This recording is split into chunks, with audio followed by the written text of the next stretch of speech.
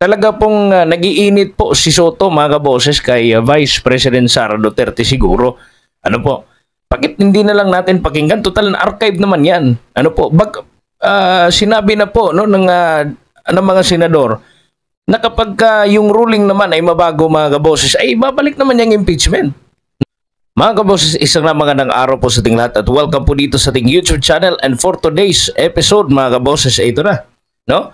Ayaw pong tanggapin o hindi po matanggap, hindi po kayang tanggapin ni Senate Minority Leader Tito Soto, mga kaboses, yun pong ruling po ng Korte Suprema up until now. Hindi po niya matanggap mga kaboses at kini-question pa po niya ito. Ano po? So sobrang galit po niya mga kaboses, no? Gusto na po niyang mag-charter change. Ano po? Para raw po makabawi mga kaboses. Ano po? Nakakatawa lang kasi si Tito Soto mga kaboses, bakit niya kini-question, no? Sa lahat po ng mga senador mga kaboses, sa 19 senators po mga kaboses, no, na nag-vote for yes mga kaboses na archive, yun pong tawag nito ito, yung impeachment po ni Vice President Sara Duterte mga kaboses, alinsunod po sa ruling po ng Supreme Court. Ano po? Kasi may sinusunod na ruling mga kaboses, yung pong kataas-taasan po natin mga kaboses na korte. Ano po? Yung Supreme Court mga kaboses na mayroong 15 na mga mahistrado mga kaboses kung saan po hinihimay po nila doon. Ano po mga kaboses? Hinihimay po nila kung talaga ba na lahat ng prosesong ginagawa po ng gobyerno, lahat po ng legal mga kaboses na mga legal po na mga basihan mga kabos ay naayon po sa atin pong konstitusyon. Ano po? At lahat po ng galaw mga kabos at proseso ng gobyerno ay naaayon mga kabos sa batas at sa konstitusyon. So andyan po yan yung Korte Suprema para maging final arbiter mga kabos. Kung sakaling mayroong mga questionable kasi ang ingay po, di ba? No? Ang ingay-ingay po ng Senado, ng Kongreso mga kaboses, nagdidebate kung talaga bang nasunod sa proseso yung impeachment ni Vice President Sara Duterte. Ngayon po inilabas na po mga kaboses, no? Yun pong ruling at meron naman pong nagmamagaling na hindi po makatanggap mga kaboses, no? Siguro napakadali lang naman po siguro tanggapin ang katotohanan mga kaboses. Hindi po lang po natin na iintindihan ano po mga kaboses kung ano ba talaga ang agenda ni Tito Soto dyan, no, sa Senado mga kaboses. Bakit siya lang po ang sobrang ingay, no?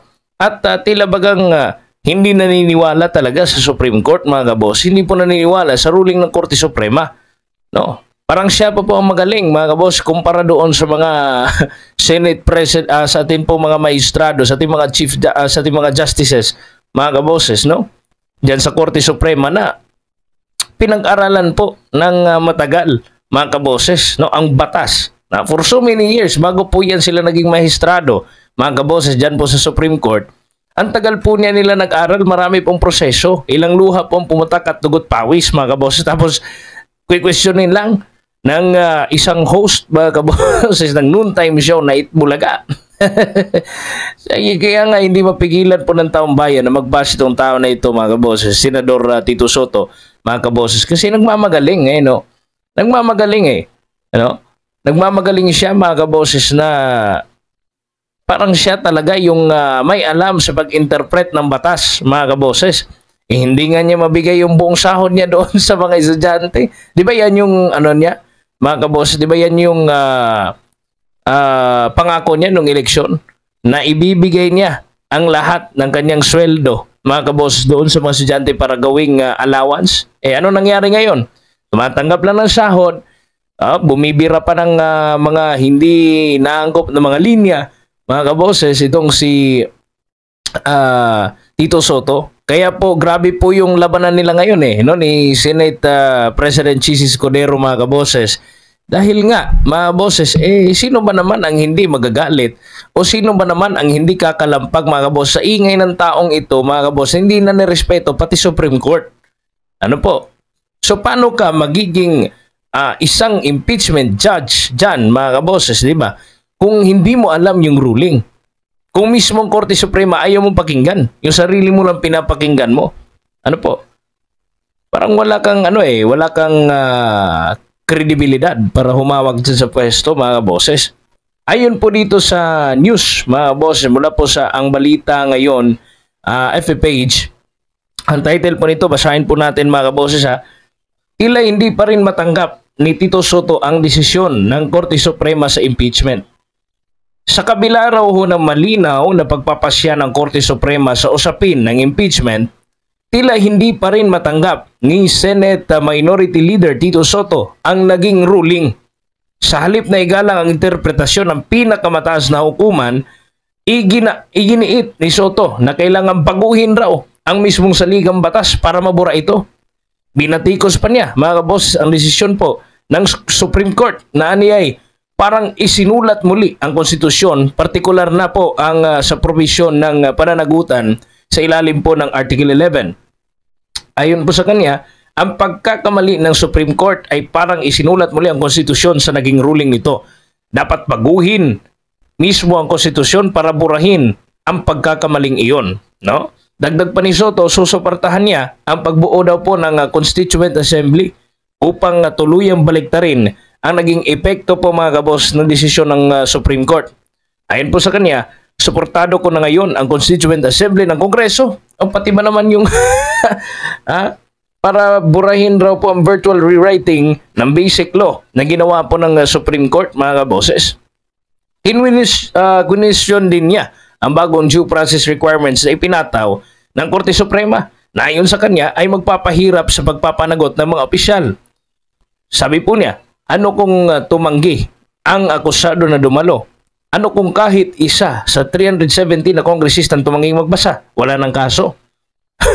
So para sa ilang tagamasid, malinaw po na ipinapakita ng mga pahayag na ito na mas pinipili ni Soto na baguhin ang batas upang umayon sa kanyang pananaw kaysa tanggapin at suntin ang naging hatol ng Korte Suprema. Talaga naman po, mga kaboses, no? Talaga pong nagiinit po si Soto, mga kaboses, kay Vice President Sara Duterte siguro. Ano po? Bakit hindi na lang natin pakinggan? Total na archive naman yan. Ano po? Sinabi na po no, ng mga senador na kapag yung ruling naman ay mabago, mga kaboses, ay babalik naman yung impeachment. No?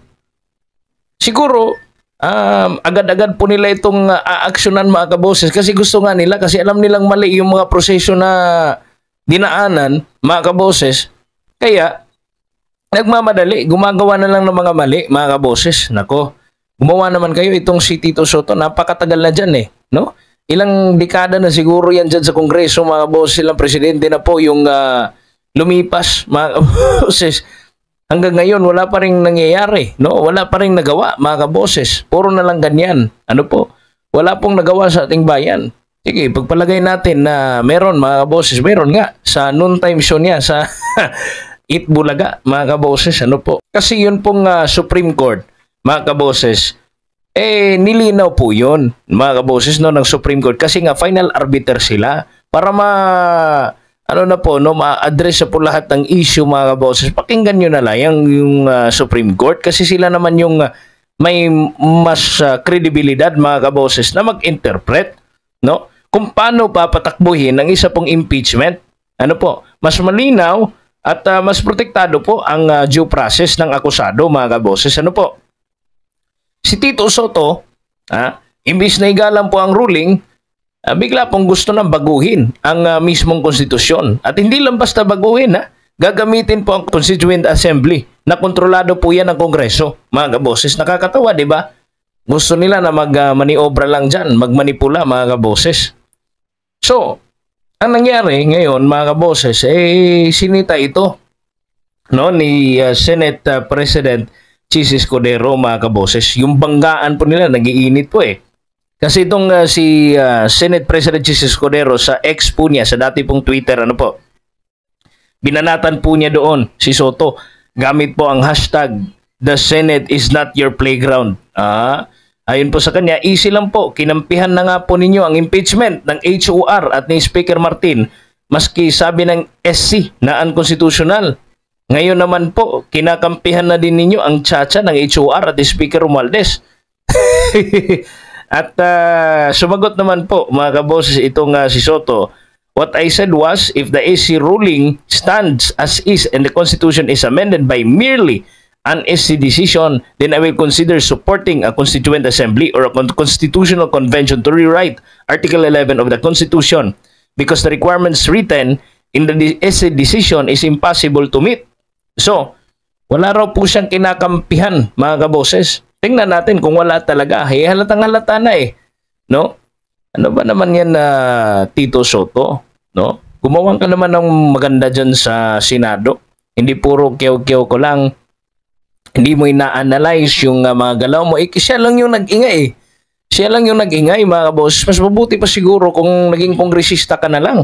No? Kung lumipat ka na lang doon sa mga congressman. Kung gusto mo. Kasi parang doon ka na-attach eh. Hindi ka na naging, hindi ka na for the people at para sa pagkapantay-pantay. Hindi ka na para sa due process eh. Andun ka na sa political war, no? Naging machinery ka na, no? Tito Soto, Senator Tito Soto. So mabuti pa siguro kung mas pagbutihin mo ang trabaho mo dyan sa Senado. Nakakahiya naman, no? Nakakahiya yan, mga kaboses. So, ito, ano po yung reaksyon po ninyo hinggil po sa isyong ito at sa statement ni Tito Sen, mga kaboses, no? Sa magtsatsacha daw po, babaguhin po ang konstitusyon, mga kaboses. At yung Constituent Assembly pa, ha? Mga kaboses, na sila-sila lang po yung mag-uusap. So, baka anong gawin naman nila dyan? Ano po? Delikado po yung charter change, mga kaboses. Hindi po yan basta-basta. No? Kasi nagdidesisyon lang siya base sa kanyang nalalaman. Eh ano bang nalalaman yan, mga kaboses? No? Anong kapasidad ni Tito Soto para na maging mas credible siya pakinggan doon sa Supreme Court? So, react po kayo, mga kaboses. Comment po kayo sa baba. Please subscribe, like, and share po, mga kaboses. At saka pakihit na notification bell po para notified po kayo sa lahat po natin ng mga uploads at updates dito sa Standpoint Analysis. Maraming salamat po sa inyong lahat, mga kaboses. Ako po si Kaboses Wins at kayo po ay nakikinig at nanonood dito sa Standpoint Analysis. God bless po sa inyong lahat and bye-bye.